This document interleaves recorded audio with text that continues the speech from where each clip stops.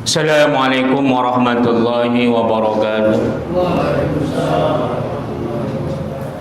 Alhamdulillahi rabbil alamin. Allahumma salli ala Sayyidina Muhammad. Ya Allah, muliakan para jemaah Musalla Ziyadatul Iman yang dirahmati Allah. Sebagaimana biasa, insyaallah kita meneruskan kajian kitab fikih kita, Kitab Al-Mughni wa Syarhul Kabir li Syekh Ibnu Qudamah. Mari sama-sama kita membacakan ulumul Quran lin Nabi Muhammadin sallallahu alaihi wasallam. Ya Rasulullah wa ala azwajihi wa alihi wa ahli baitihi wa dzurriyyatihi ajma'in wal awliya'i was salihin wal anbiya'i wal mursalin wal malaikatil muqarrabin ولآبائنا ولأمهاتنا ولجدنا ولجداتنا ولأساتذتنا ولمعلمنا ولمشايخنا ولجميع المسلمين والمسلمات والمؤمنين والمؤمنات الأحياء منهم والأموات، khususan li sahibil muallif kitab Al-Mughni wa Syarhul Kabir li Syekh Al-Imam Al-Alamah Ibnu Qudamah wa yalihi Asy-Syarhul Kabir li Syekh Al-Imam Ibnu Qudamah Al-Maqdisi wa nafa'ana bihima wal muslimina bi ulumihima wa bi ulumin jami'il ulama. Amin ya Allah. Ya Allah, ya Tuhan kami, berilah keberkahan kepada kami di dalam majelis ilmu ini, kiranya bermanfaat kepada kami, keluarga, anak maupun keturunan kami. Ya Allah, ya Tuhan kami, jauhkanlah kami, anak dan keluarga kami dari segala malapetaka, bencana, fitnah dunia maupun fitnah akhirat. Jauhkanlah kami, anak dan keluarga kami dari segala gangguan, tipu daya, muslihat, baik yang datangnya daripada golongan jin maupun manusia. Jauhkanlah kami dari segala kemurkaan-Mu karena kebodohan dan ketidaktahuan kami. Jauhkanlah kami ya Allah ya Tuhan dari segala cobaan yang tidak sanggup kami memikulnya. Ya Allah ya Tuhan, anugerahkanlah kepada kami, anak dan keturunan kami menjadi imaman lil muttaqin, menjadi pemimpin bagi orang-orang yang saleh. Ya Allah ya Tuhan kami, anugerahkan pula kepada kami, anak dan keluarga kami, umur yang panjang lagi berkah, karuniailah kesehatan, kemajuan dan kesuksesan segala amal usaha yang kami lakukan. Tak luput pula ya Allah ya Tuhan kami, berikan keberkahan kepada siapa saja yang telah pernah berbuat baik kepada kami, khususnya ya Allah, tinggikan derajat mereka, anugerahkan martabat setinggi-tingginya kepada siapa saja yang mendukung, yang memberikan pertolongan kepada dakwah kami ini. Bi barakati al-Fatihah. A'udzu billahi minasyaitonir rajim. Bismillahirrahmanirrahim. Alhamdulillahi rabbil alamin. Arrahmanir rahim. Maliki yaumiddin. Iyyaka na'budu wa iyyaka nasta'in.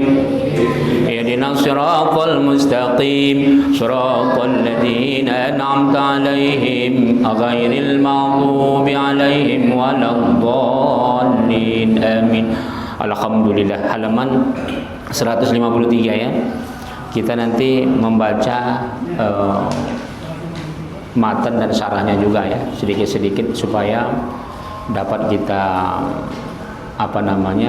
selami semua maudhu-maudhu, tema-tema yang ada di dalamnya. Kemarin kita sudah sampai tentang masalah tentang makruhnya membaca surah yang tidak sesuai dengan nazam. Ya. Apa maksudnya? Contoh, duluan dia membaca Qul a'udzu birabbin nas, kemudian baru dia membaca Qul a'udzu birabbil falaq, atau dia baca surah Al-Imran baru dia baca Al-Baqarah. Kecuali hal-hal tertentu boleh ya.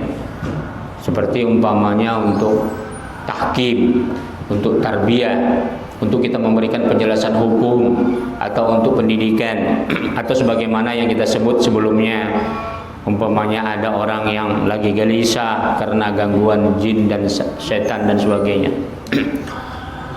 Faslun ya, 152. Kita ulang sedikit.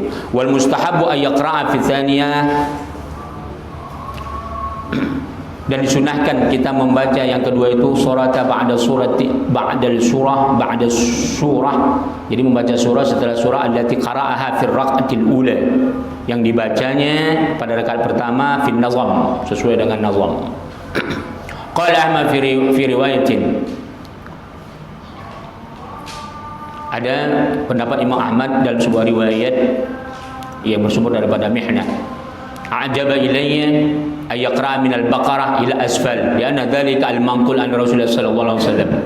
Jadi ternyata Rasulullah membiasakan setiap membaca surah Al-Qur'an di dalam salat dari Al-Baqarah ke bawah. Walaupun pada dasarnya sebenarnya ketika Allah turunkan Al-Qur'an, surah yang pertama itu bukan Al-Baqarah, tapi bukan yang pertama kali turun itu yang disunahkan, tapi sesuai dengan nazam. Aturan disitulah makanya para sahabat yang menyusun nazam itu ras Utsmani ini. Jadi dulu kan ras kumpulan-kumpulan wahyu Allah itu tertulis di pelepah-pelepah kurma. Imam Ali menulis juga. Jadi Imam Ali punya mushaf sendiri, dia tulis. Kemudian sahabat yang lain gitu juga. Jadi ketika Rasulullah meninggal dunia, wafat, para sahabat gelisah. Apa yang digelisahkan? Ini gimana kita menghafal semua? Semenjak pada masa Rasulullah itu terbatas ya. Ada yang meninggal karena peperangan. Akhirnya dikhawatirkan. Umar bin Khattab sempat memberikan ide supaya dibikin mushaf, ditulis. Jadi hadis saja belum ditulis ketika itu, apalagi Quran. Quran saja belum ditulis, apalagi hadis. Jadi Al-Quran saja belum ditulis, apalagi hadis. Tapi ketika itu ditolak. Lama-lama setelah direnungi oleh para sahabat, ini berbahaya. Kalau kita mengandalkan hafalan, yang hafal meninggal, bagaimana nanti? Belum lagi bagaimana ajam, orang-orang selain daripada Arab. Bagaimana mau menyampaikan Al-Quran dari Al-Baqarah sampai Qul a'udzu birabbin nas 30 juz dengan sempurna. Makanya akhirnya setelah Khalifah Utsman bin Affan barulah para sahabat sepakat. Akhirnya Utsman bin Affan memerintahkan dicatatlah dengan sebaik-baiknya, dikumpulkan semua pencatat-pencatat sahabat Rasulullah sallallahu alaihi wasallam. Akhirnya terkumpullah semua, dibikin satu bentuk saja, nggak boleh berbeda-beda. Dulu Pak, Quran ketika sebelum adanya ras Utsmani ini yang kita pegang sekarang, dulu nggak ada barisnya Pak. Quran tuh nggak ada barisnya, dan qiraahnya banyak. Nanti Rasulullah kadang-kadang membaca surah itu, ayat itu ada yang berbeda dia cara bacanya. Seperti contoh hiya aswab, ada suatu masa nanti aswab itu Rasulullah ganti aqwam. Maka di situ sahabat memilih mana riwayat yang paling kuat, aswab ternyata. Maka aqwam itu qiraah, boleh dibaca untuk tertentu, waktu tertentu.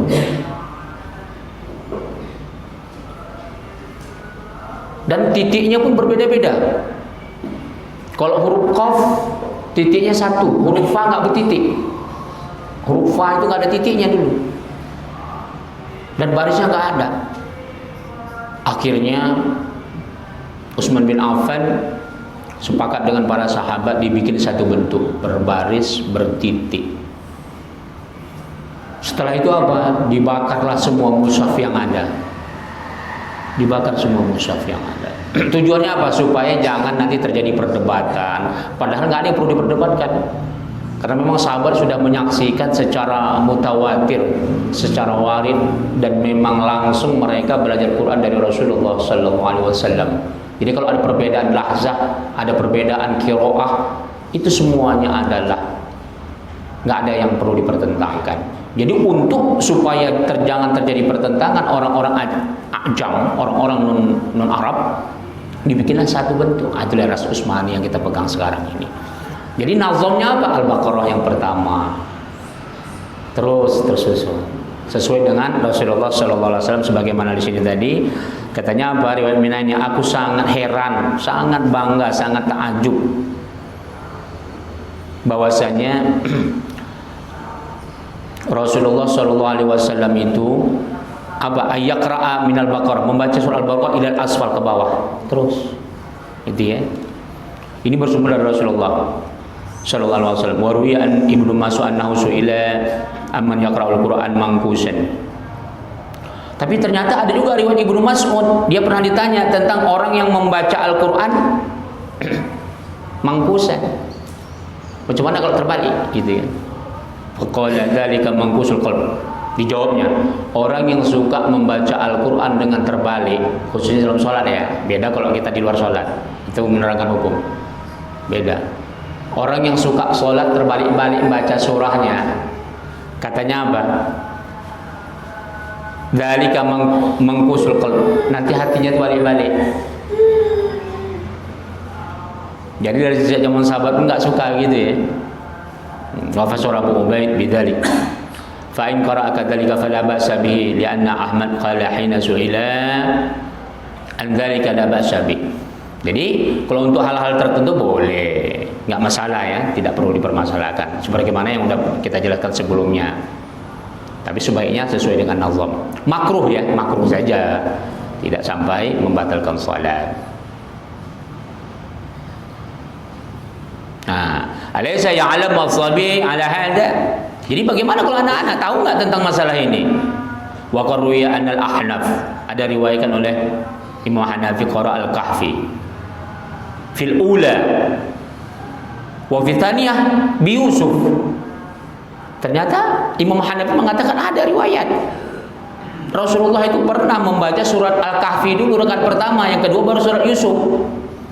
Al-Kahfi kan nomor suratnya ke-18. Iya kan? Berarti lebih tinggi kan? Surat Yusuf kan nomor 12 ya. Nomor surat yang ke-12 ya kan? Berarti kan lebih tinggi 18 daripada 12, terbalik kan? Nah, tapi ini sebagaimana yang saya katakan sebelumnya. Untuk hal-hal tertentu boleh, tapi mayoritas sahabat menyaksikan Rasulullah tidak terbalik, gitu ya. Wa dzakara annahu shalla ma'a Umar as-subuh faqara bihima. Begitu juga dia sebutkan bahwasanya Umar bin Khattab pernah salat subuh faqara bihima, dia baca seperti ini. Istashhada bihil Bukhari.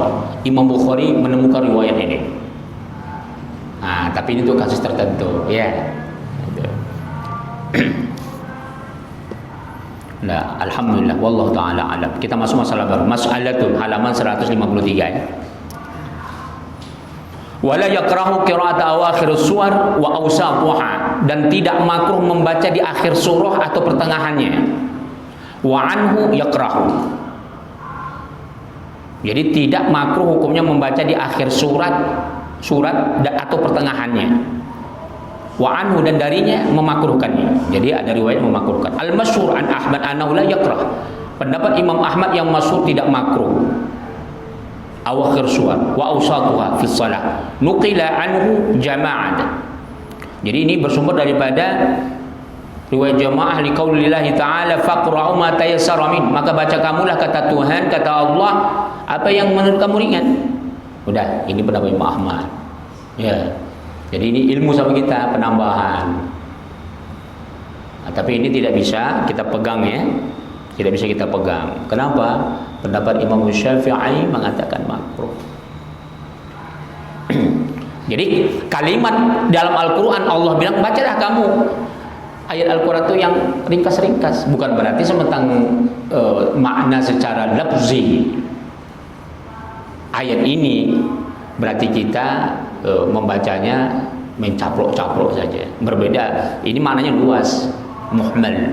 Bisa jadi ini maknanya ini kita membaca untuk di luar sholat, menerangkan hukum, menerangkan pendidikan dan sebagainya. Wa li anna Aba Sa'id qala amarna an naqra Fatihatul kitab wa ma tayassara. Bahkan ayat ini Imam Hanafi lain lagi. Nah, ini kita teruskan dulu. Karena sesungguhnya Abu Sa'id katanya berkata, kami dianjurkan membaca Fatihatul kitab, membaca Al-Fatihah wa ma tayassara, dan kemudian ayat-ayat yang ringan. Rawahu Abu Dawud. Wa ruya ala Khalal bi isnadi anna Ibnu Mas'ud kana yaqra fil akhirah min salati subuh akhir Ali Imran wa akhir Al-Furqan. Apa dasarnya? Kalau dia main sedikit-sedikit surah ayat boleh ya. Jadi yang tadi itu, yang sebenarnya yang maaf, ini kita ulang ya. Yang dikatakan makruh tadi kalau kita nazomnya yang terbalik. Kalau sepenggal-sepenggal dia boleh, tapi lebih afdal yang sempurna. Itu dia ya. Nah, jadi kalau menurut Imam Ahmad boleh. Jadi kalau menurut Imam Syafi'i sebaiknya jangan yang terpotong-potong. Nah, itu dia. Jadi ada masanya boleh. Ketika kapan? Orang yang hafal Quran untuk mengulang hafalannya, kan nggak mungkin dia pakai surat pendek terus kan? Boleh.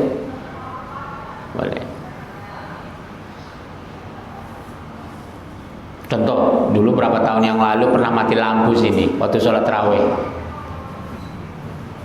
Saya membaca 20 rakaat itu pakai surah-surah yang pendek-pendek. Surah-surah Al-Quran itu Al-Baqarah pendek ini sampai semua surah. Ini yang dimaksud. Itu boleh. Itu ya. Jadi kana yaqra'u fil akhirah min salati subuh. Jadi ternyata Ibnu Mas'ud pernah membaca di akhir salat subuh itu akhir daripada surah Al-Imran ini bacanya. Kemudian akhir daripada surah Al-Furqan. Wa qala Abu Barzah kana Rasulullah sallallahu alaihi wasallam yaqra bis-sittin ila al-mi'ah. Rasulullah ternyata pernah salat dia membaca sampai 60 ayat sampai 100.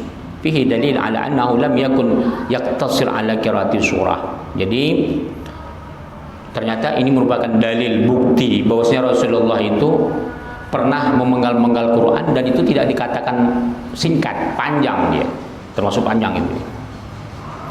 Wa li anna akhiraha ahadu tarfai as-surah falam yaqra'u ka awwaliha. Jadi di sini dikatakan kalau kita membaca surah-surah yang panjang itu sepenggal-sepenggal, di ujung surah kita baca, itu tidak makruh sebagaimana di awalnya. Wa an Ahmad annahu yaqra fil fard.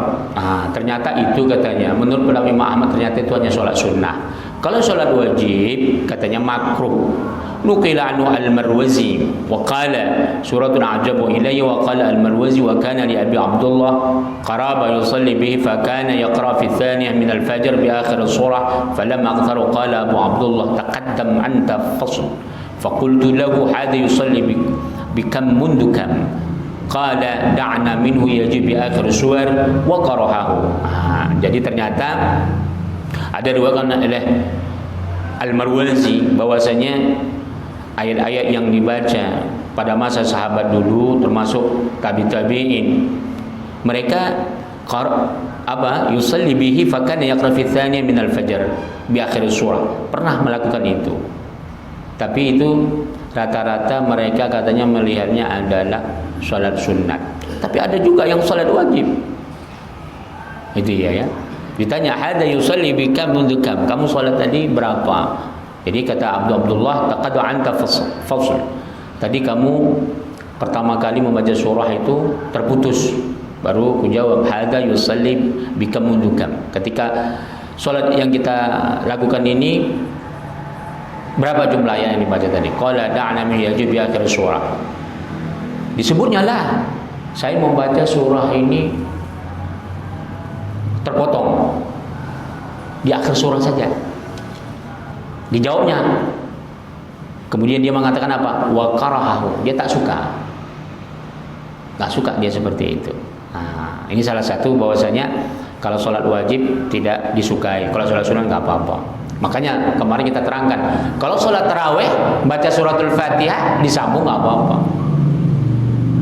Al-Fatihahnya disambung. Bismillahirrahmanirrahim. Alhamdulillahirabbil alamin arrahmanirrahim maliki yaumiddin gitu ya. Sambung. Kalau salat wajib jangan, makruh ya. Itu dia. Qala Syekhuna rahimahullah wa la Ahmad inna ma habbu ittiba'un nabi fi manuqilan. Jadi kata imam ini, pendapat mazhab Imam Ahmad bin Hanbal adalah kita lebih suka mengikut sebagaimana yang dilakukan oleh Rasulullah sallallahu alaihi wasallam, sebagaimana yang dinukil daripada dalil-dalil yang telah kita sebutkan tadi. Wa karaha al-mudawama ala khilafi dzalik. Jadi makruh ya kalau continue melakukan itu. Jadi sekali lagi, kalau untuk hal-hal tertentu boleh. Pertama untuk mengingat hafalan, yang kedua untuk memberikan tahkim atau tarbiyah, menjelaskan tentang hukum-hukum, gitu ya.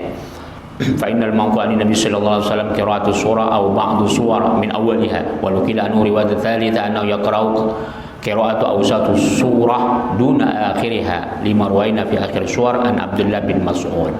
Jadi ternyata Rasulullah sallallahu alaihi wasallam juga pernah membaca sebagian surat tapi dari awal.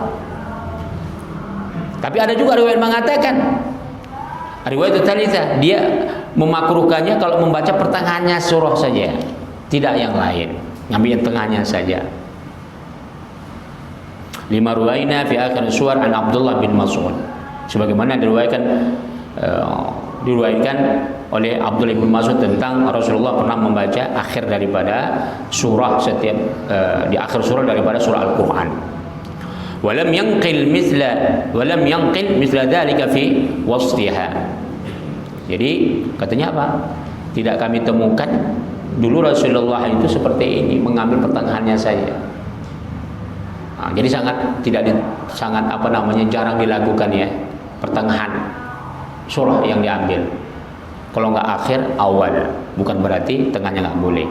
Qala al-Athram qultu li Abi Abdullah ar-rajul yaqra akhir surah akhir surah fi rak'atin. Faqala alaysa qad ruya fi hadha rukhsah an Abdurrahman bin Yazid wa ghairihi. Jadi ternyata kata Al-Athram, aku berkata kepada Abu Abdullah, ada seseorang membaca akhir surah dalam satu rakaat. Jadi surah Al-Baqarah di akhir yang dibacanya. Maka dia berkata, apakah ini qad ruwiya fi hadha rukhsah? Ini pernah dilakukan tapi katanya dalam kondisi rukhsah. Dalam kondisi artinya keringanan. Bersumber daripada Abdurrahman bin Yazid dan selain daripada beliau.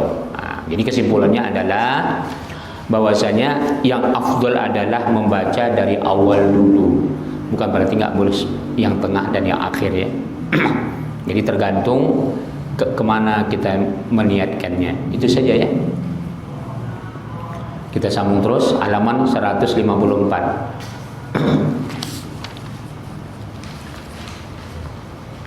Walau qadara annahu qusida bidzalika al-qira' falaysa bimujab taraka hadis an Nabi sallallahu alaihi wasallam wa fa'alahu. Jadi jikalau dia memang mampu, dia punya niat untuk membacanya dengan sempurna, maka sebaiknya dia harus lakukan itu ya. Jadi sebaiknya dia membaca dengan sempurna. Carilah surat-surat yang pendek. Cari surat-surat yang pendek. Semua dzakarna madhhab Umar wa ghairuhu min as-sahabah bi khilafi hadza. Kemudian telah kita sebutkan sebagaimana pendapat daripada Umar bin Khattab dan selain daripada Umar daripada sahabat Nabi Muhammad sallallahu alaihi wasallam bi khilafi hadza, berbeda dengan ini. Fa amma inda insan fi raq'atil akhirah bi ayatin minal Qur'an mithla ma fa'ala as-Siddiq faqad ruwiya an Ahmad annahu su'ila dzalika faqala in syaa'a qalahu wa la nadri akana dzalika qira'atan min Abi Bakar aw du'a fa hadha yudallu ala annahu la ba'sa bidzalika li annahu du'a fi shalah falam yaqrahu ka du'a fi tasyahhud. Jadi pernah ditanya, silahkan bagi siapa saja yang mau untuk membaca surah-surah tertentu kalau niatnya memang di dalam ayat-ayat itu ada maknanya, surat itu adalah maknanya doa. Jadi Abu Bakar Siddiq pernah mengamalkan itu ya, membaca ayat-ayat yang maknanya doa. kita katakanlah Asmaul Husna, itu selalu dibaca oleh imam kan. Ayat-ayat Quran yang mengandung doa atau Asmaul Husna. Jadi di sini katanya tak apa-apa. Begitu juga sebagaimana katanya di dalam salat tidak dimakruhkan kita berdoa setelah tasyahud. Jadi ternyata kalau ada niat-niat tertentu kita membaca yang berbeda sebagaimana yang diajarkan oleh Rasulullah, itu boleh. Seperti ayat tadi ya, dari awal, pertengahan atau di akhir, itu saja. Sedikit lagi kita baca. Ini kita masuk masalah baru, halaman 154 ya. Mas'alatun qala, masalah yang ke-190. Wa man kana minar rijal wa alaihi ma yasturu ma baina surratuhu wa rukbatuhu ajza'u dzalik. Barang siapa seseorang laki-laki yang dia menutup antara pusat dan kedua lututnya, tidak mengapa. Jadi salat itu aurat laki-laki adalah baina surah wa rukbataini, antara pusat dan lutut.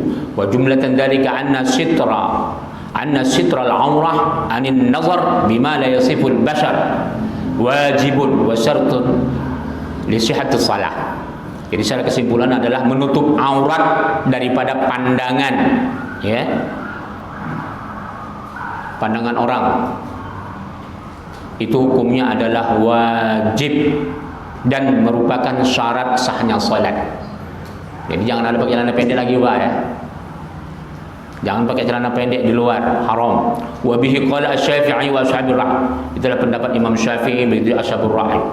Wa qala ba'du ashabi Malik. Ada pendapat sebagian daripada mazhab Imam Malik, sitruha wajib. Menutupnya itu wajib, walaysa bisar, bukan syarat li sihhatin salat, bukan syarat sah salat saja.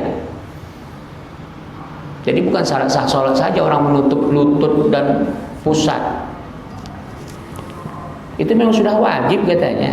Jadi bukan karena diperintahkan untuk sholat menutup aurat, tidak, tapi di luar sholat pun wajib. Jadi kalau menurut Imam Syafi'i tadi hanya beda bahasa, bukan berarti Imam Syafi'i membolehkan di luar sholat, tidak. Hanya kata-kata antara wajib dan syarat sahnya sholatnya.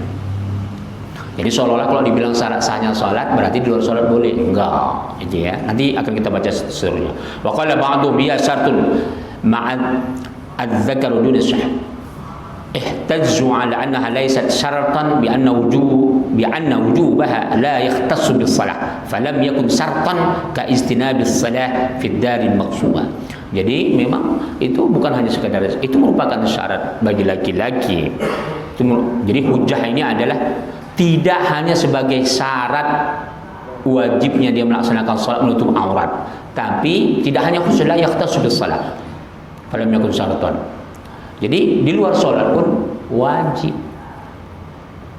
Di luar salat pun wajib. Jadi enggak boleh. Walana ma ruwat Aisyah dan Nabi sallallahu alaihi wasallam qala.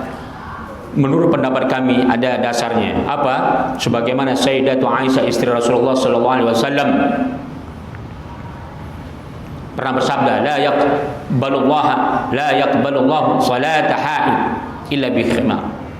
Seorang wanita yang sudah haid, yang sudah balik, kalau salat dia tidak menutup auratnya, tidak diterima. Rawahu Daud wa Tirmidzi wa qala hadits hasan, hadits sahih. Wa qala Salamah bin Qultu ya Rasulullah, inni akunu fis sad fa usalli fil qamis wahid. Aku ya Rasulullah ketika musim dingin memakai baju satu. Qala na'am, ya enggak apa-apa. Nah, jadi boleh pakai kain saja. Boleh pakai kain atau pakai baju yang satu tapi tertutup auratnya. Itu ya. Itu ya. Wallahu taala alam bisawab. Jadi itu diantara aurat laki-laki ya. Silakan kalau kita teruskan. Fadhal. Karena jam kita sudah mulai akhir. Fadhal. Silakan. Ini masalah makruh, Ustaz. Apa tuh? makruh ya. Ada kala itu ada makrufnya kan dari Allah dan makruh. Nah, sampai sejauh mana Ustaz Rasul Allah membenci makruh itu gitu. Dia gini, dia tidak batal gitu. Dan kayak tadi haji tadi itu kan, atau udah sholat gitu kan, itu yang makruh. Nah, tapi itu tidak membatalkan. Sampai kapan Allah membenci yang bersangkutan dan hal tadi makruhnya ini gitu. Dia selalu tidak beribadah, dia sering melakukan makruh gitu. Nah, bagaimana nanti akhirnya Allah kan memberikan hukuman dia apa gitu.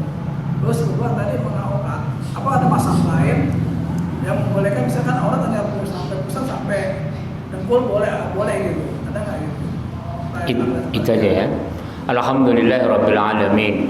Jadi sampai kapan makruh? Selamanya. Makruh itu secara lugatan, secara linguistik artinya yang dibenci.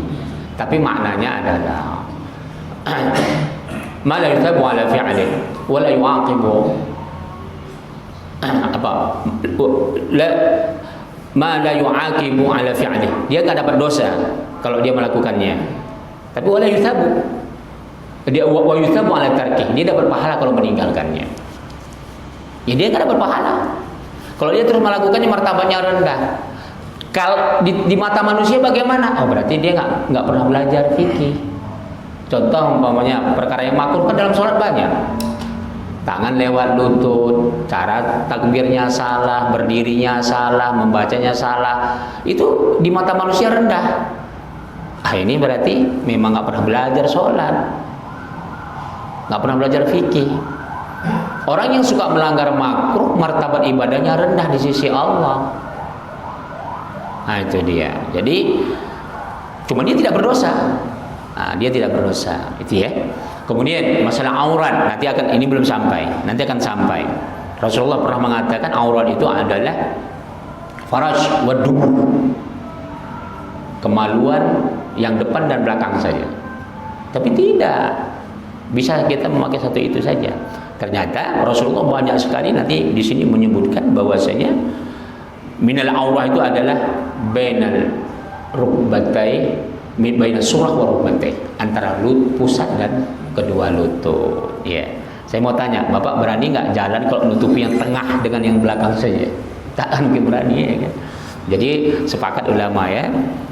Walaupun nanti ada kondisi-kondisi tertentu kalau kita nggak ada pakaian, sholat telanjang boleh. Nanti akan kita bahas di sini. Tapi kalau nggak ada pakaian, artinya pakaian najis. Bapak bekerja di hutan atau bekerja di ladang, najis semua. Atau bekerja bangunan rumah, nggak ada pakaian bersih, cari ruangan kosong. Cuma jangan pula ruangan terbuka. Telanjang sholat habislah kan. Di video orang. Itu pun kalau dia ruangannya tertutup, apabila terang dimatikan lampunya. Apabila ruangnya terbuka, gelap, kita sholatnya pun sebaiknya jangan berdiri. Kalau sudah sangat doruri, apabila kalau kita berdiri nampak orang. Padahal sebenarnya sholat nggak boleh duduk kalau sholat wajib, nggak sah. Tapi sebab doruri, nanti akan kita bahas itu ya. Jadi aurat laki-laki antara pusat dan kedua lutut. Jadi berdosa orang kalau keluar rumah nampak lututnya. Itu ya. Ini kalau olahragawan gimana? Apa tuh? Olahragawan gimana? Apa? Olahragawan itu kan badminton. Itu kan ada kita pendek Ustaz, kan bola apa gitu kan. Nah, itu gimana? Gak ada hubungannya dengan olahragawan. Kalau dia mau pakai lebih bisa. Iran itu di mana-mana dari tingkat nasional sampai internasional nggak ada itu, biasa saja. Mereka pakai tutup aurat. Ya memang orang Indonesia saja nggak mau. Memang orang kita nggak mau tutup aurat. Bukan nggak ada hubungannya dengan olahraga. Kalau mereka mau bisa.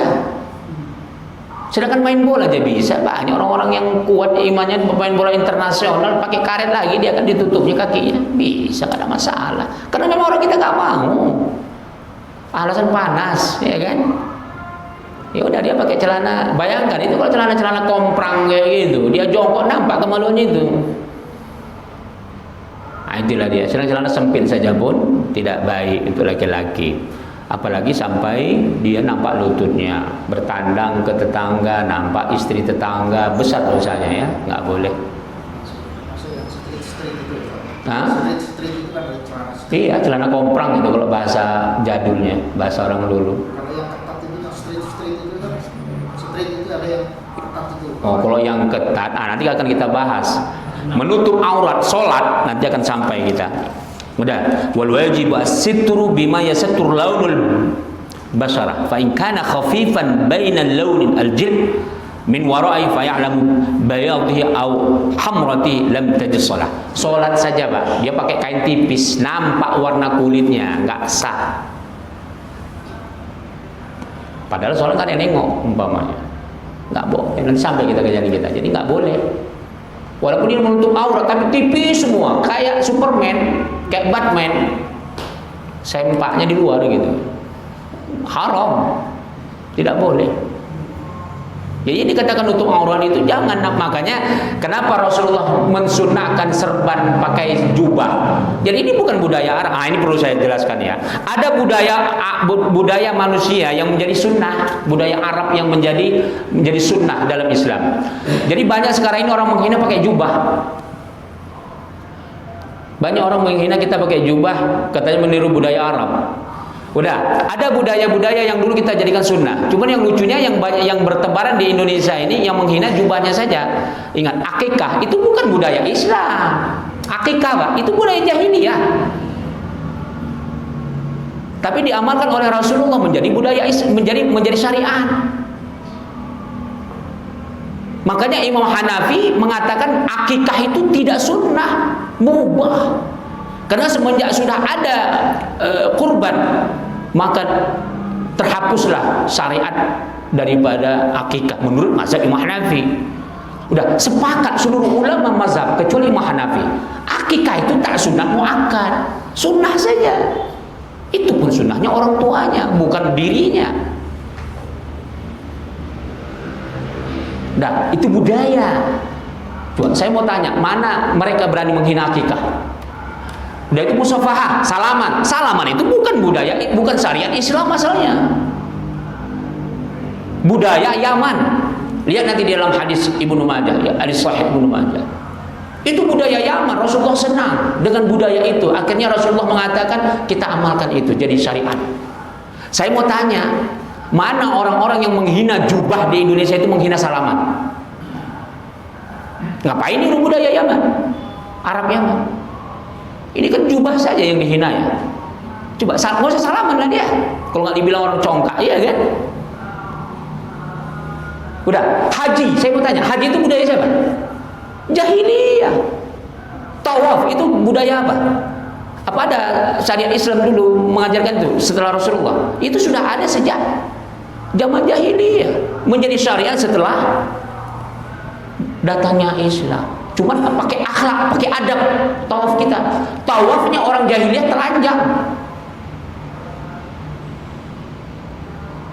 Memuliakan masjid, membangun masjid. Budaya siapa itu?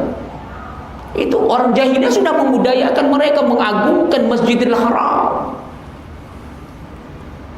Nah, jadi banyak lagi ya. Kalau kita cari banyak budaya-budaya dulu yang menjadi syariat. Makanya di dalam nanti bisa dilihat nanti dalam kitab Tanwirul Qulub. Itu karya daripada wali Allah. Thariqah Naqsyabandi. Di situ dia mengangkat hadis. Orang yang pakai serban, pakai jubah salat, itu martabatnya 70 kali lipat ketimbang orang yang pakai celana, yang pakai komis, yang bukan pakai jubah. Jadi sunnah. Makanya saya pernah debat, ini banyak, maaf ya, ini bukan orang awam. S3 Pak, sudah senior saya. Dia dosen di UIN. Ini satu aja di antaranya, banyak lagi. Yang terakhir maksud saya. Udah, saya ajak dialog seperti itu, diam Pak, tak bisa. Ketika saya dialog tentang puak-puak Arab, dia mengingkari puak Rasulullah itu bukan keturunan Arab, tapi adalah keturunan Bani Israel katanya. Akhirnya saya terangkan tentang puak Arab, nggak sanggup dia menjabarkannya. Saya bilang, boro-boro mau tahu tentang mengerti tentang masalah jubah buah Arab, masalah jubah saja belum paham. Itu doktor ini. Doktor ini. Bayangkan kayak mana dia menghinanya orang-orang pakai jubah. Kita boleh benci teroris, kita boleh benci orang-orang radikal, tapi jangan sampai ajaran Islam ini dihina. Yang menghina itu bukan orang tak berakidah, orang Islam sendiri. Nah itu ya. Oke, silakan ada yang lain. Enggak, betul. Kalau main bola asal, karena saya negara Timur Tengah pun pakai tanah pendek juga asal. Dia tidak mau sampai. Iya. Jangan diikut orang Timur Tengah. Abu Lahab juga orang Timur Tengah ya kan. Paman Rasul lagi kan. Abu Jahal juga ya. Apa ada masa lain masa gitu Ustaz? Enggak. Jadi begini, memang ada nanti Ibnu Taimiyah berpendapat dia mempertahankan aurat itu kemaluan saja. Itu cuma dia sendiri. Itu nanti untuk khusus doruri sekali hal-hal tertentu. Karena dibolehkannya sholat telanjang, tapi dibolehkan sholat telanjang itu karena pakaian najis semua, dan itu pun ada syarat-syaratnya ketat. Tempat nggak boleh terbuka, kalau dia ada cahaya harus ditutup cahayanya. Kalau sekarang lampu dimatikan lampu. Udah, saya mau tanya, kalau dipertahankan nanti jumpa kita hadisnya, bahwasanya aurat itu adalah, tapi di sini nanti banyak sekali. Bahwasanya aurat itu Rasulullah pernah menyebutkan aurat itu adalah al-faraj dan dubur. Saya mau tanya, siapa yang berani, ulama besarlah yang berani hanya ditutup itunya saja, jalan dia. Nggak usahkan ulama, orang awamnya nggak berani. Nah, di sini nanti disebutkan di sini. Ghattu fakhdika fa innal fakhdha min al-aurah. Udah. Ini hadis diriwayatkan oleh Abu Daud, Tirmizi, Ahmad, Ad-Darqutni dan banyak dari selain. Rasulullah menyuruh, tutup paha engkau. Paha itu adalah di antara itu bahagian daripada aurat. Nanti akan kita temukan banyak sini hadis-hadis bahwasanya baina surrah wa rukbatai, antara pusat dan dua lutut itu aurat, itu ya. Jadi jangan cari-cari lagi pendapat, tak usah. Kalau nggak mau telanjang aja. Itu dia ya. Nah itu jadi jangan. Itu adab. Coba perhatikan orang yang di bawah lutut, pasti kalau jongkok itu nampak selangkangannya. Kita laki-laki saja malu nengoknya, apalagi kalau istri orang, perempuan lain nengok, itu tidak beretika, tidak ada adab. Makanya kemuliaan Islam ini adab itulah dia. Ya, adab itulah yang paling penting. Oke, silakan ada yang lain, silakan Fadl. Dibahas tentang saf. Iya. Karena kan ada jamaah yang baru datang langsung mengambil posisi saf terdepan karena dia datang pas saat qomat, langsung mengambil posisi terdepan, dan juga tentang orang-orang yang mempersilahkan orang lain untuk mengisi saf terdepan gitu. Terima kasih. Alhamdulillahirabbil alamin. Tentang masalah shaf ya. Shaf maksudnya mana yang lebih baik, dulu di depan atau belakang gitu? Etikanya. Siap. Pada saat dia sampai di situ kan pada saat sudah sedang qomat. Sedangkan jamaah yang sudah ada kan masih dia duduk ya. Makan dan saat situ. Yang keduanya lagi itu tentang kita saling mempersilahkan. Iya. Jadi begini, kalau kita umpamanya sudah masuk di masjid tiba-tiba qomat. Jadi kalau sudah ada orang shaf yang di depan ya nggak boleh kita tarik, nggak boleh kita geser tanpa izin dia. Ibda'u bima bada Allah. Dahulukanlah kata Rasulullah, mana yang telah Allah duluan dahulu. Artinya rezeki dia. Yang kita ambil hak dia kecuali dengan izin dia. Udah. Kemudian kalau kita setelah masuk musalla, ketika sudah dikumandangkan iqamah, kita dorong-dorongan, kamulah duluan, kamu depan. Udah, ini hukumnya makruh. Enggak boleh. Tidak boleh. Udah, meskipun dia makruh tidak berdosa, ketahuan kita nggak pernah belajar fikih. Al-itharu bil qarbi makruhun.